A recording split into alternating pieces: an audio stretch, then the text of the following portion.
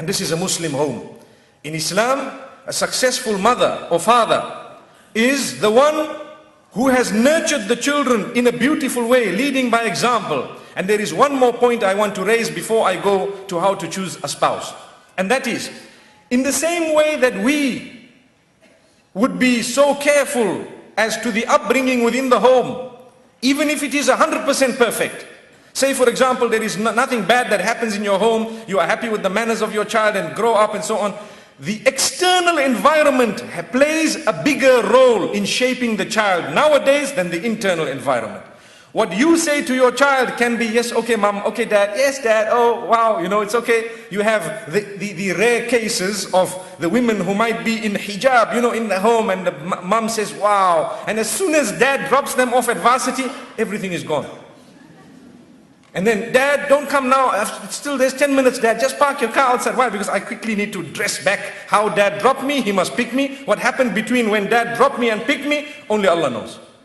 And sorry, your schoolmates know as well. That is hypocrisy. So, in order to solve that, we need to know Islam tells us to guide our children as to the type of friends they should be having, with responsibility. Sometimes we're too busy at work. Oh dad, you know what? The dad says to his child, well look, I work and I sweat to earn the money to send you to the university, or I work and I earn the money to do this for you and to send you to the best of the schools. But dad, you don't even spend 1 minute with me through the day because you don't even have time for mom. Where are you going to have time for us? We're guilty of that. A typical father, very busy man, comes home, he doesn't even greet properly. I hope this is not the case in KL. Remember, I'm fortunate that it's my first visit, so I cannot pinpoint to say this is a problem here. But I can tell you that it's a problem elsewhere, where typical dad comes back home and he puts his bag, that's if he has one. Nowadays you just need a phone to move around with. And he puts it aside, and what happens, he will sit in front of the television and flick. The flicking is a male habit, if you know that. You flick, the news is there, you're not satisfied with it, you flick again. Is it because there was no female, saying the news, or is it because you really are interested in the news? It happens sometimes. These type of things, flicking, and they're asking you, would you like to eat? Oh dad, welcome home, and so on, and you're just looking at the screen. We would have loved it if there were little cameras where we could appear on the screen to attract dad's attention. Hello dad. But this is a home. Is that a Muslim home? If we are not going to be fragmented as a result, what do we expect? So a Muslim will not do that. You need to realize your responsibility. You went to work. I normally tell people to spend or to have one meal with your children a day is worth more than 10,000 US dollars, and that is a very minimum figure. Because you can sit, not only table manners, but at the same time talk, speak, let them open up. How was your day? Oh, and do not blast a child when they come up with some negativity, but teach them. Because if the child says, dad, today I met a few people, you know what? They're gay. I don't know why I'm raising this issue every time, but anyway, it's a problem of the age.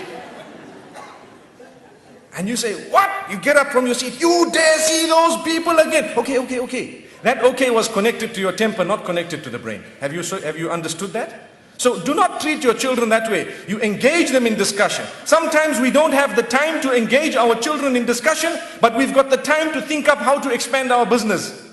What's the point of a successful businessman? And yet his house is totally out of order. It would have been good if we had little tags for a little while saying, like when you have a lift, they have a tag saying out of order. The next day it starts working. If families were like that, it would have been okay. Put a tag for a few days saying out of order, we're fixing it. But it does not work that way. You need to maintain it constantly. Constantly it needs to operate. And you need to understand when someone comes up with something within the home, talk to them, find out how it happened. Perhaps the school you sent them to was wrong. Perhaps the environment you allowed them to dive into, you did not advise them before they went into the ocean to say, you know what, you were a big fish in this little pond, now you are going to go into the ocean, you are just one of the little fish in that big ocean. Be careful that a whale doesn't come, or you might be living in the belly of the whale thinking you are in another pool here. It can happen. So we need to guide our children, talk to them. The point I've raised, I'm sure you've picked it up, is that when your child comes up with something negative, in order to maintain the home and protect it from defragmenting or fragmenting, you need to Communicate with the child, engage the child in a beautiful discussion, spend time. When you hear that type of statement from your child, it will tell you, I need to have 2 meals now with my children, not just one.